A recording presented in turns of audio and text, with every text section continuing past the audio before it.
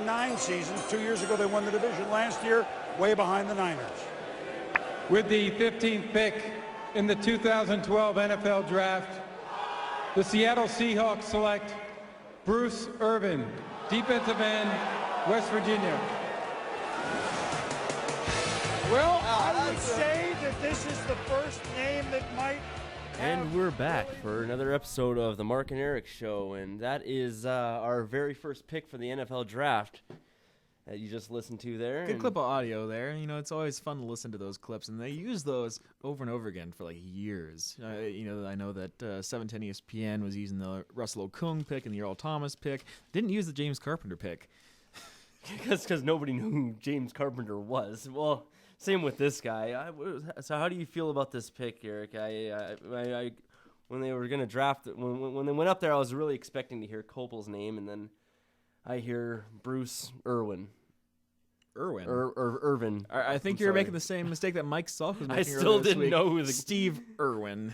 He's not the son of Steve Irwin. Anyways. Believe it or not, Steve Irwin did not have babies. Bruce Irvin. Like how do you feel about this? When they picked it, I had no idea who the guy was. Oh, and I didn't either. I would be lying to say that I knew who he was. Yeah. But as soon as they started talking about it on the NFL Network, I looked at him and I'm like, that is Chris Clemens right there. That is Chris Clemens. And, you know, basically when they called the pick, I felt the same way I did when we traded Darryl Tapp for Chris Clemens. Mm-hmm. Who? What? But the more I think about it, this guy fits Seattle's scheme perfectly. Apparently he has a lot of speed. Mm-hmm. And that's what they want to go for. Pete Carroll loves speed. In fact, I think he might be addicted to speed. He might need to go into rehab for speed. Well, and then the thing is, they went against the grain, and nobody expected all the guys that they're going to pick. They went against the grain. Again, they don't care what everyone thinks. So hopefully these are their guys. Carroll said that if they didn't pick him, he wasn't going to be available, whether everybody knew about him or not. There's been a lot of talk about the Jets. Supposedly Jets were going to take him. Yep, Mm-hmm. the Jets. I mean, that could be a smokescreen. There's a lot of that kind of gamesmanship that goes on around the draft. I mean, you cannot believe a single thing that anybody says, except for when Indianapolis says they're drafting Andrew Luck. Except for Mel Kiper.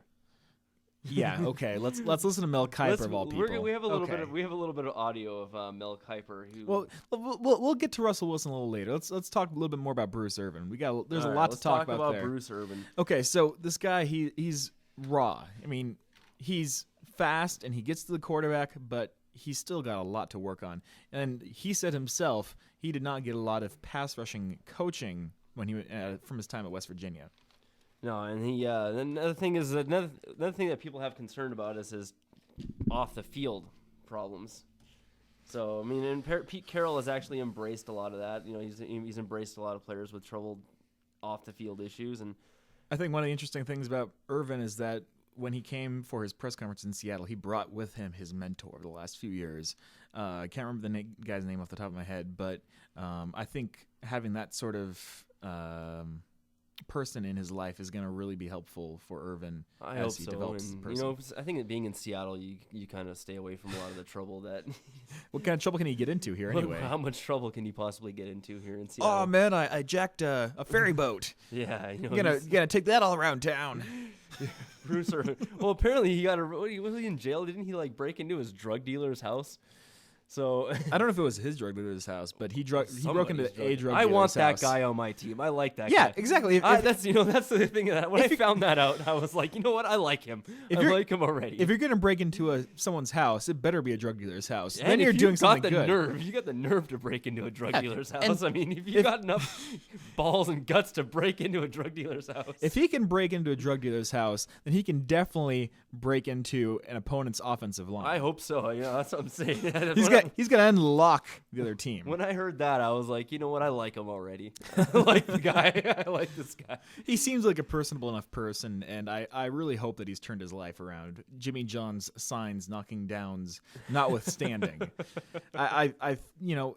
Pete Carroll has shown in the past that he can work with those players that aren't necessarily coming from great backgrounds. And Bruce Irvin came from definitely a tough background. Definitely did. And then there was also our number 4 pick, Robert Turbin, who you've kind of educated me about before the show. who I didn't know all these things about, who had quite a troubled past as well. So I feel so bad for this guy. He used to have 3 siblings, and 2 of them are dead now. One from multiple sclerosis complications, and another from some addiction troubles. yeah, And then his other sibling, his other sister, has Down syndrome. But his father is a pastor, and well, if that's not motivation to go out there and run the ball, that's right. If that's not motivation, I don't know what according is. to this article from the San Francisco local newspaper, his plan was to get drafted and then take his brother with him to whatever city he was drafted into and put him into rehab, and they were going to be together, whatever city that was. But unfortunately, a few months ago, his brother was, I believe, he was killed in some sort of drug-related incident. Well, that's. But his father's a pastor, and he says that he's learned a lot from his father as far as just being very even keel and accepting of the things that come to him in life. Well, his arms are huge. That's all I have to say. I saw a picture of him. I mean, hopefully he's his a arms huge will guy. continue to be as big as his heart. Yes, let's hope so. I mean, his arms are like bigger than his legs. He looks like a bruising back. He's obviously going to compete for some time behind Marchand. He'll probably get the number 2. He'll probably be looking at a lot of third down, short yardage situations. And this is a really important pick for the Seahawks because, as we saw last year when Marshawn Lynch went down for a few games, especially against Cleveland, our offense had no punch to it. We could not move the ball. Yeah. I mean, part of that was we had Charlie Whitehurst at quarterback. Oh, God. I mean, if I was the Cleveland defensive unit in that game, I would know. Are we talking I don't about need to play. Are we talking about the pass at all. 6-3? What was the score? Yeah, the final 6-3, score? the 6-3 game? lowest scoring loss in Seahawks I history. wasn't sure if I was looking at a hockey score or whether that was, but that was the worst game I've ever seen. But I know which game you're talking about, and it was hard to have a running game with Justin Forsett as our runner. And I mean, as much as I like Leon Washington, he's definitely not someone who's going to be your primary back. And one of the fun things about Robert Turbin is that he's very good friends with our second-round pick, Bobby Wagner, linebacker, also out of Utah State, one of the Aggies. Yeah, I'll be honest, I don't know much about the guy. Neither do I. But it's been fun to read all of the stuff about these guys, and that's where I hate leading up to the draft because you never know who to actually focus on. But once you get be more after happy the draft, to talk about after the draft. all of these guys, all of these draftniks and pundits and Mel Kipers of the world, they have all of this draft really material. like his hair. Yeah, there's nothing wrong with his hair. His hair is really fine. like Michael. It's the person under the hair that I'm a big fan of. Regardless, after 4 months of all these people studying all these players, now after the draft and we know who our guys are, we've got so much material to work with. I mean, this Bobby Wagner guy is ridiculously fast, and my favorite what they went for in this draft. We went for a lot of speed. And my favorite description of this guy is that he is the Earl Thomas of the second line of the front 7. He is an Earl Thomas at the linebacker position. So what's he going to do? Is he going to take? He's going to take Hawthorne's spot. Yeah, that seems to be the plan. It seems to be that he's going to probably take that over from day one. And I don't know what's going to happen to Barrett Roode. He'll probably just be a situational. Maybe sometimes they'll go with two middle linebackers. We'll see. But and Barrett Roode's another guy I believe is pretty fast. Yeah, they might. They could run a 3-4 if they want to, or. They certainly have the personnel for it. They do now. I mean, I was a little upset. I was a little upset about the losing. I hated to lose Hawthorne. I really liked the guy. That guy could hit. Well, it sounds like Bobby Wagner is David Hawthorne, but with more speed and better tackling ability. That's obviously what we went for in this draft. Is like you said, Pete Carroll is so addicted to speed that we might. But I'll tell you one guy I do know a lot about. And being addicted to speed, that would definitely explain Pete Carroll's constant demeanor, right? That would explain the way some he's of his always interviews. Kind of energetic and needs to. Yeah, I know exactly what you're saying. That would explain some of his interviews. But I'll tell you one guy I do know a lot about. This is our number 3 pick, who seems to be the most talked about pick that we have, Russell Wilson out of Wisconsin. And personally, I love this pick. This guy would have been the number 3 or number 2 pick in the draft, maybe even, if he had been just a couple inches taller. Yeah, had this guy been 4 or 5 inches taller, this guy would be inside the top 5, absolutely. He has all of the intangibles that you look for in a quarterback. He has the arm strength. He has the movement. He has the pocket presence. Everything except he's about 4 feet tall. That's the only. I'll tell you what do you think about this guy? It's hard to. I can't. he's just, it's hard. When's the last time a quarterback under 6 foot? And I'm going to have to kind of go with Mel Kiper here. I'll tell you who. Play a little bit of. I'll tell you who the last good Doug quarterback. Flutie? Yeah, and then there have been some others. I can't remember their names right now because they aren't very notable. Doug Flutie. Doug Flutie was my neighbor when I lived in Canada. I definitely remember Doug Flutie, and he was, and saying he was 5'9" was probably being generous. So let's. But Russell Wilson, he's measuring out about 5'11", which means he's probably about 5'10". And I mean, 5'10" and 5'8". Okay, let's get this clear right now. He wants 5'10" and 5'8". He wants those 5'8". And I want it too. You'll give him those 5'8". Yeah, absolutely. But I mean, I watched the guy. I've seen a lot of clips of him. He does have everything. I mean, if only he was, just give me if he was just 6'2". And I think it was John Gruden that said it on the draft coverage. If Russell Wilson was 2 Hail Marys away from being a national champion. Oh yeah, absolutely. And I was listening to an interview on Russell Wilson interview, and I mean, with our favorite guy Mike Salk and Brock Heward, and they were asking him, is there anything that you could say has ever limited you? Your height has limited you for, and he says there's nothing that's ever really limited him. It's never really been a problem. So he's going to come in and compete, I think. Well, maybe if he was a little taller, he would have tried out for basketball. Who knows? Well, we have some great audio we're actually gonna play of our guy Mel Kiper and John Gruden. So here we go. Can't make it. Nobody can at that particular height. You're gonna. I mean, he took Wisconsin to the Rose Bowl. They almost won it. He played great at NC State before that. He even played some baseball. So I mean, if in the off season he could help you out in town with the baseball team. I mean, if you really needed. He has a lot of it, though, doesn't he, John? He has it. What do you want him to do? He's done it in 2 different offenses. You probably downgraded Ray Lewis, didn't you? London Fletcher and Wes Welker. You probably downgraded Sproles and Maurice Jones-Drew. You discriminate against guys that aren't 6 feet tall. Guys like me. Russell Wilson is going to go, and he's going to go real quick. And he's going to be one of those guys that defies the odd. Because the difference between Drew Brees, Michael Vick, and Russell Wilson, size-wise, is that much. That's what you're talking about, Mel. You're starting to aggravate me again. John, what facts, John? 28 of the 32 starting quarterbacks are 6'2" or taller. I don't care. So obviously, Mel Kiper and John Gruden didn't see eye to They eye. I don't obviously didn't see see eye to eye with Mel wish- Kiper on this. I'll tell you, for anyone that actually ends up listening to this, I don't know how many people will end up listening to this because, Emerald City Sports, it's an up-and-coming blog, but it's not quite there yet. But for those who do listen to this, make sure you seek out John Gruden's QB segment on ESPN with Russell Wilson. It is required viewing. Russell will, yeah. And you know what? He's absolutely right. John Gruden is absolutely right. The difference between, because Drew Brees measures about, 6'1", 6 foot, 6'1"? He's 6 foot. 6 foot. So, I mean, the difference is, if you could see John Gruden's face there, it is just inches, and it's Michael Vick as well. And you got to know that Pete Carroll is going to do everything in his power to make sure that Russell Wilson has an environment he can succeed in. Well, what do you think is going to happen out of this? What's Wilson going to do? Is he actually going to compete for a starting spot next year? Do you think it's Flynn's job to lose? What about, where does that leave T-Jack? There is some talk among people that Russell Wilson could be the starting quarterback for the Seattle Seahawks in 2012. 2012. He could beat out Matt Flynn for the starting position. And Pete Carroll, he loves his competition. I think if Russell Wilson is the best quarterback coming out of spring training, he will be the Seahawks starter. And he has a good chance of doing that because he's just that smart. He picked up Wisconsin's completely different offense just in less than a month. I mean, he had to because he just transferred there, and he was he was declared the team leader in less than a month.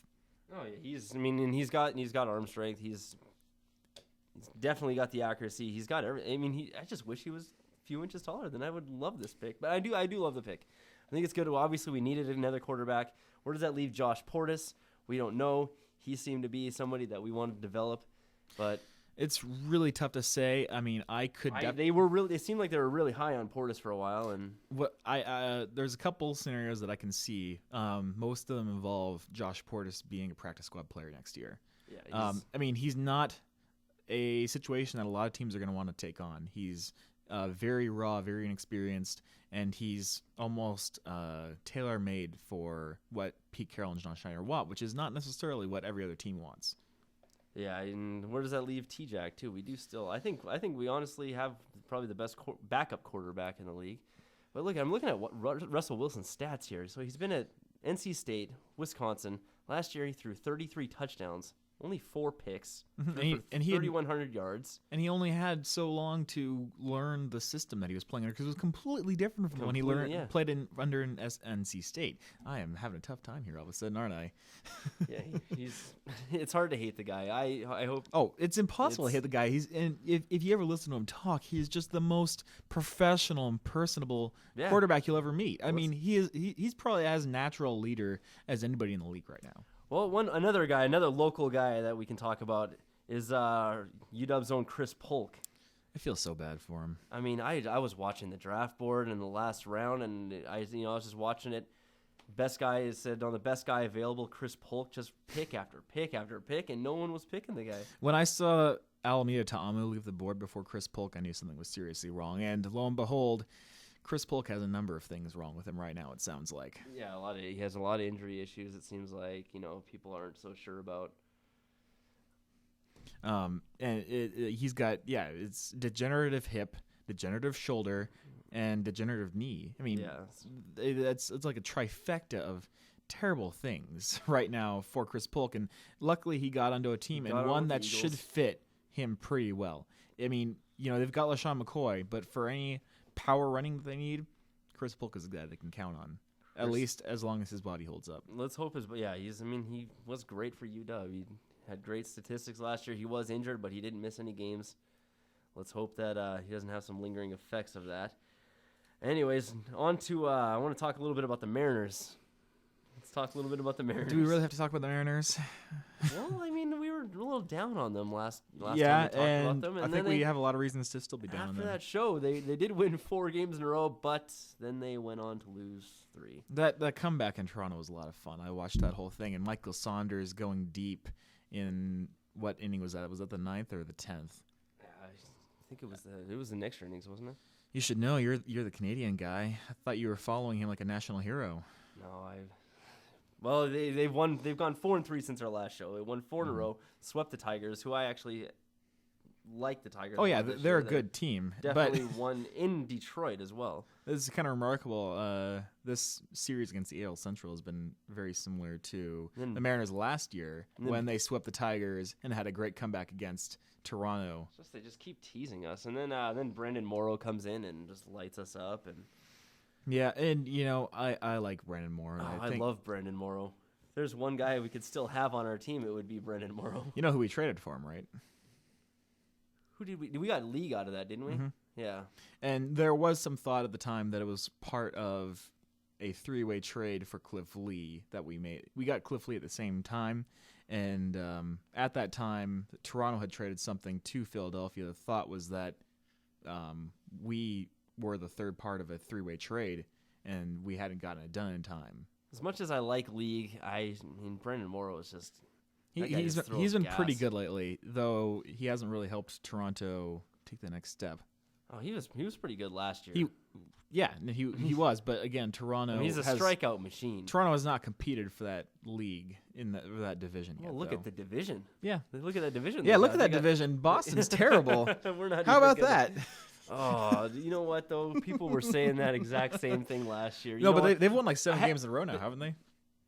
Well, they're 11-11, so they do have as many wins as the Mariners. Right. But I mean, they started out. They hadn't won any games for. They were absolutely terrible. I actually stopped following them for about a week because I had hoped that if I just stopped paying attention, that I would start paying it. And when I got back to paying attention again, that they would have started winning some games. Because you're clearly the curse that's afflicting them now. There was the curse of the Bambino. Now it's the curse of the Mark. Now it was me. Yeah, I was like, what? Maybe if I just stop watching them for about a week, I can come back and 7 games will come by and.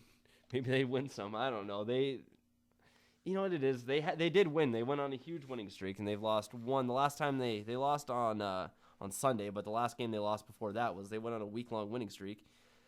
And I think it might have been. I don't know. It was after the whole situation with Valentine talking smack about Euclid, which is something you don't want to do, but I'm not a big fan. Yeah, Euclid's kind of a hero, isn't he? Yeah, he's a hero in Boston. You can't Can't come in. Heck, I don't even like Boston. I'd buy him a drink just for knocking the Yankees off their perch. Yeah. So I mean, but you know, we'll see. You just keep talking. Yeah. There was a big development last night from the game that the Mariners lost in extra innings, and that was the loss of Miguel Olivo. Yes. Now, at the time, I wish I would have Who recorded hit a home this. run as well.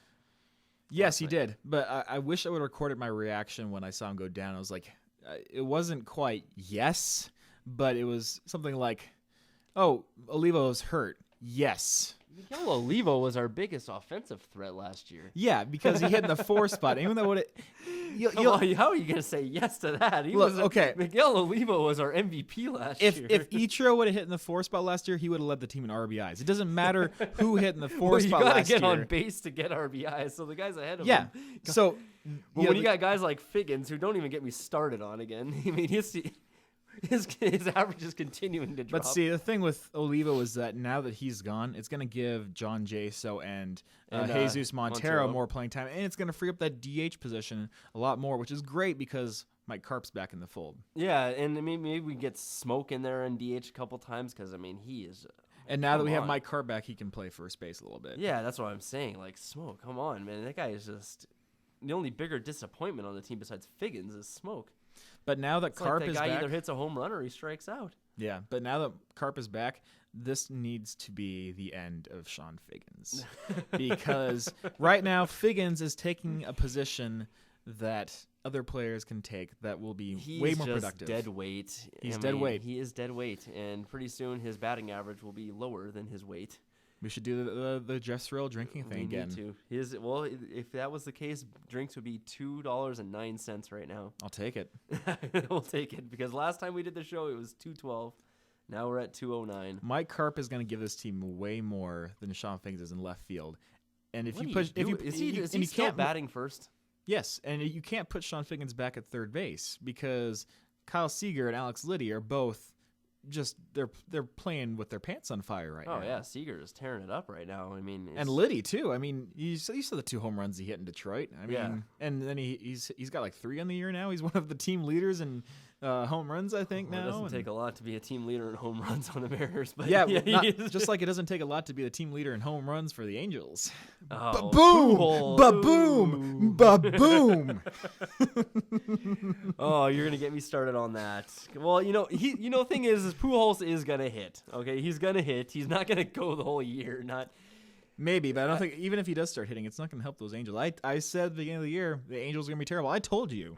I think on this show the Angels are going to be terrible this year, there's and still like 140 games to go in the season. Yeah, and they have a lot of ground to make up with those Texas Rangers who are going to run I don't away see that. with Yeah, this they're just- division. oh. And the Angels are not going to catch up for the wild card either. They're just, Well, at this point, it's crazy how 20 games this season, and the only thing they're competing for now is going to be the wild card because there is no way. they're The way that Josh Hamilton is playing and just the whole team in general, just yeah, God, I are mean you kidding the me? Rangers are a pretty special team right now, and the worst part is that they've got young talent coming up. that's too. the thing. Is there going to be a problem? I mean, the Mariners. I mean, we got young talent coming up too, but Yeah, and Like, God. the hope is that all those, we've got a lot of good players that are coming up, but it's going to be a few years still. well, Olivo that gives Montero, opportunity to get behind the plate a few times. And Something and that- finally, John Jaso is not caught yet, which is remarkable to me. How can you have a catcher on your roster that has not caught a single He game? hasn't started a single He has game, he has not caught a single game. He's played DH. but he hasn't he's started not- as a catcher a single No, game yet. he has not. And that I don't understand Wedge's thinking on that. I mean, the guy's got to play in the Wasn't field. he a was little bit. with the Devil Rays last Yeah, year that's or right. Tampa Bay? Yeah, he's In fact, this would have been the perfect series to play him last play him night. in. And then Oliva wouldn't have got hurt. What the heck, Wedge? Why Yeah, aren't come you on, Wedge. why aren't you a future reader? I mean, come on. Yeah, why would you not want to have the guy that played against his former team that let him go? I mean, come on, Wedge. I could run the team better than Wedge. Wedge is not here. I mean, manager In Wedge's defense, yeah, he's not- managers aren't really that important in a game management sense. They're important especially for Wedge. His thing here is to be there for the young guys, to be because that was what he did in Cleveland. He was a mentor and a leader for all of the young talent that they brought up. and we definitely need it, especially for guys like Smoke, who we were so counting on to provide all the offense for us, a lot of the offense. I mean, I don't even get me started on Smoke. It is just, I mean, what do they got to do? You said yourself, it's early. It is early. I think he can still come on and really, because he's shown flashes of it already throughout the year. He's shown flashes of the ability that we know he has, and so it's just gonna be a matter of him putting it together. And there was a lot of pressure put on him at the beginning of the year, and I don't mean to make any excuses for the guy. I mean, that's not in Smoke's defense, there is a lot of. I mean, there was a lot of people who are like, if he doesn't get it going right away, then get rid of him. The Cliff Lee trade was a failure. The Mariners are a failure. Everyone should be fired. Clear house. Yeah, Cliff Lee. I don't care what you say. The Cliff Lee trade was not a failure because clearly the guy was not going to re-sign with us anyway. And we still got Montero anyway. It's like. And speaking of which, remember on the last show we didn't actually get to it, but we were going to talk about Michael Pineda. Speaking of which, who this trade is actually looking, as much as I hated it in the beginning, is now looking to be pretty good. You hated that trade? I wasn't a fan of it at first. Maybe I knew that. I can't remember if I did. I think you knew that. I wasn't a fan of it because I liked Michael Pineda last year. But now, Michael Pineda is out for the season. This is probably my mistake. For some reason, I felt like going on to the ESPN message boards after Pineda was announced as out for the year. It was that article where Brian Cashman said, "Don't blame it on the Mariners, but you should maybe blame it on the Mariners," kind of thing. Between the lines. And then the comments in that article were just fantastic because you got all these Yankee fans, and they're like, "Well, we still won the trade because Campos is going to be an all-star, and Montero, he's only hitting like 270 with 3 home runs. He's terrible, so we didn't lose anything.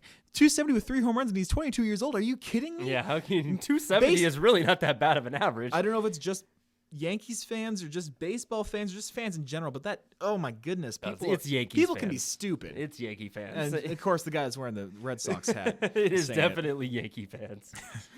But no, I mean, now that can you believe that? Like now, look how good this trade's looking now.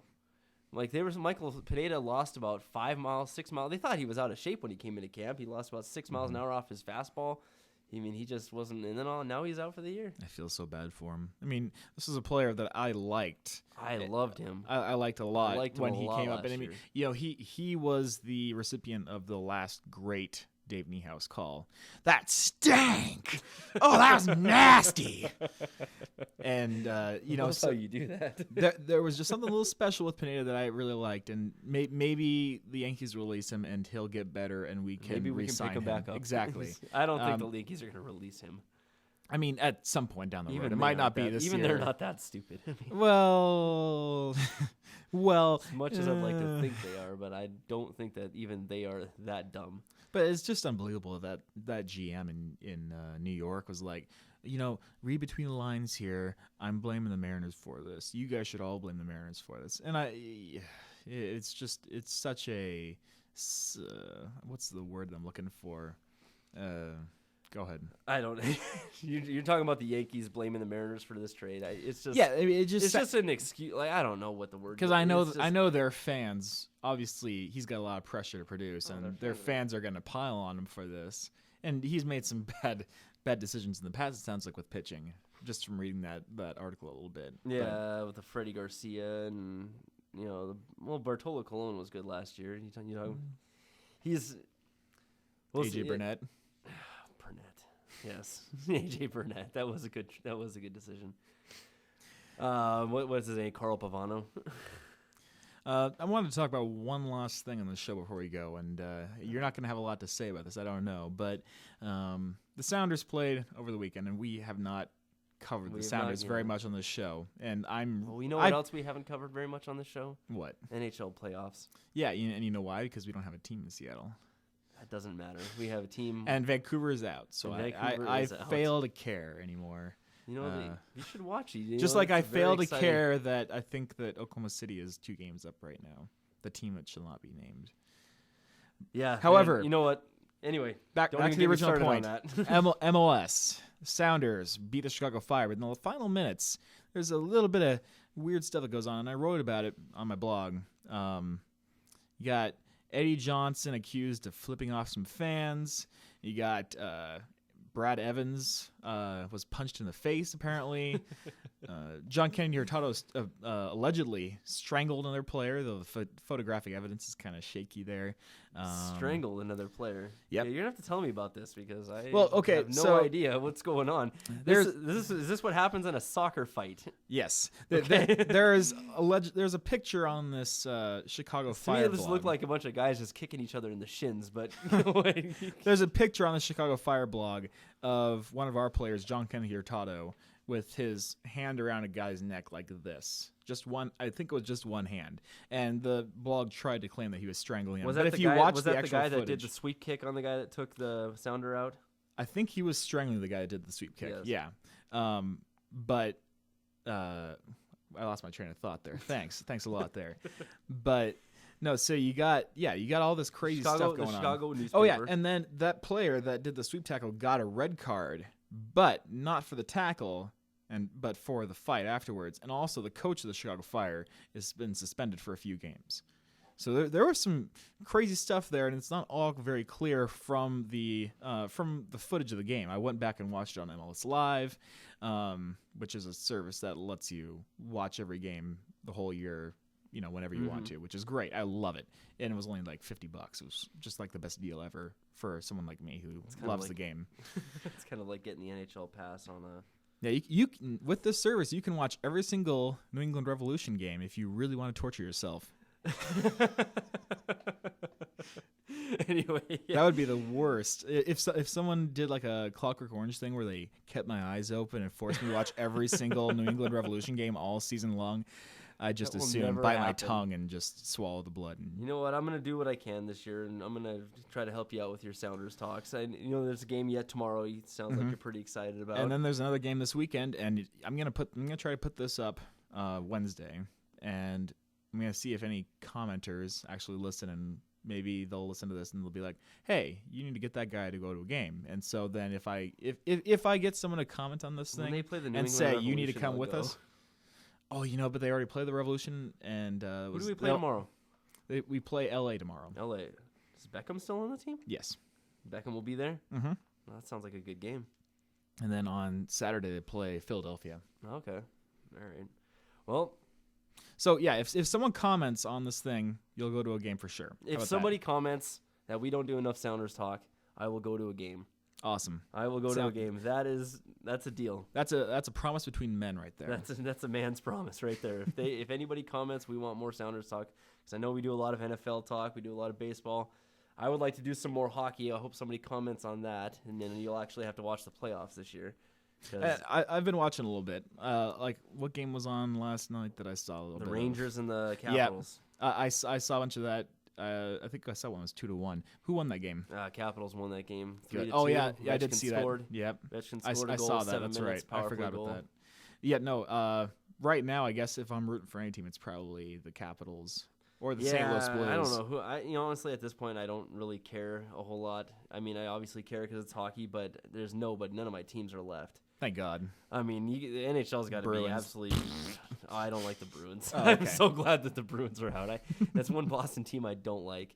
But the Detroit Red Wings are out. Vancouver Canucks are out. I mean, it's just. I mean, the NHL's got to be with whoever's left in the East. The NHL's just, or not in the East, but in the West. I mean, they just got to be so mad at the team. We got Nashville going against Phoenix. And LA against St. Louis in the East. Speaking of Phoenix, did you see that they might have some actual buyers now? Well, Disappointing news, but the team might actually have some that'll actually committed keep the team in owners, Phoenix. supposedly. Yeah, I like I said, wasn't too optimistic about the Chris Hansen developments anyway. Well, but I guess you like the Coyotes, don't you? I don't really like the Coyotes. Okay. Because I mean, if we got a team here, They're a good team. If we got a team in Seattle, would that be your number one team? No, Calgary Flames will always be obviously, my team. yeah, okay. But I would Obviously, root for number them. two? That would be my number 2 team. Okay. That would take Vancouver Canucks place if we got a team in here and it was the Phoenix Coyotes, and I would love to have the Phoenix Coyotes here because they're a great young up and coming team. I don't know if you know very much about them, but they are a great team. They're in the playoffs. They're in the playoffs. They're up 2-0 right now. Their Right. goalie is stealing literally every game. They're a great team, and if we were to get an NHL team, Phoenix, and another team that's talking about moving is Nashville. Wait, jeez, I don't even care if it's a good team. I'd take the New York Islanders. At this point, you just want a team. Just a team. I mean, if you would take the Charlotte Bobcats yeah, if you could. if I cared about how good the team was, do you think I'd root for the Seattle Mariners? You think I'd have rooted for them for the last 10 years? No way. Not a chance. Life as a Seattle Mariner fan, is tough. And like I said, I mean, Boston is my team, but Seattle, I do like to see them do well, even though it's not very often. No, it's not. But I do like to see them. I am rooting for them when they are playing, unless they're playing the Red Sox. So, yeah, okay. Well, we've got quite a long show here today, but what do you want to talk about next week? I mean, we didn't cover all of the Seahawks picks, there are a few other guys that could play a key role. No, like that. There's another linebacker and stuff, and then there'll be NHL playoffs. We do have NHL playoffs, so we will get into more. If the Thunder look like they're about to be eliminated, we might talk about that. Yeah, we didn't cover much basketball today. There was some significant events, like Celtics, Rajon Rondo got kicked out of the game, and he's going to be suspended for the next game for just running into a ref. But, yeah, I'd like to cover a little bit of NHL playoffs. That would be nice. Maybe NBA. We'll see where the Thunder are at. And who knows? Maybe the Mariners will have won like 7 straight games when we come back next week. That too. Let's get into a little more of the Seahawks. And the Sounders will have won 2 more games, and they'll be on top of the West. Well, I guess that's not mathematically possible, but they'll be near the top. We'll see what happens. We'll see what happens, and we'll talk about it. That's what we do. We'll stay tuned till next week then. All right, we're signing off for a week, and we'll see you next Tuesday or Wednesday or Thursday or Friday. Stay classy, Seattle.